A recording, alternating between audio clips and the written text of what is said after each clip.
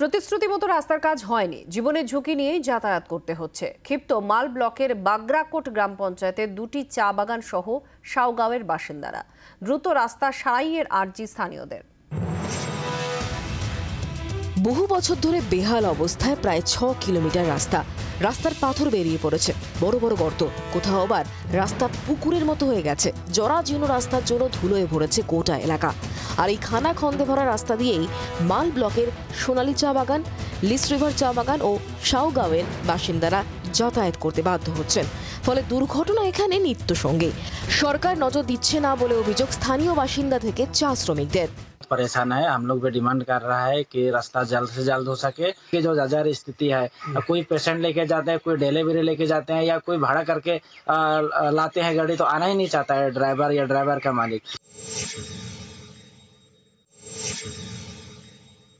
यहाँ पर हम लोग कितना डिमांड भी किया है, बार बार झगड़ा भी किया है, लेकिन अभी तक यहाँ पर कोई नजर नहीं दिया है, कोई गवर्नमेंट नजर नहीं दिया यहाँ पर। জলপাইগুড়ি জেলা পরিষদ, উত্তরবঙ্গ উন্নয়ন দপ্তর সহ বিভিন্ন দপ্তরে জানানো হয়েছে দ্রুত রাস্তার কাজ সম্পন্ন হবে বলেও আশ্বাস দিয়েছেন বাগরাকোট গ্রাম পঞ্চায়েতের অঞ্চল সভাপতি। তো অভিযোগ আছেই, এটা আমার গ্রাম পঞ্চায়েতের পরে, এটা দুর্ভাগ্য আমার।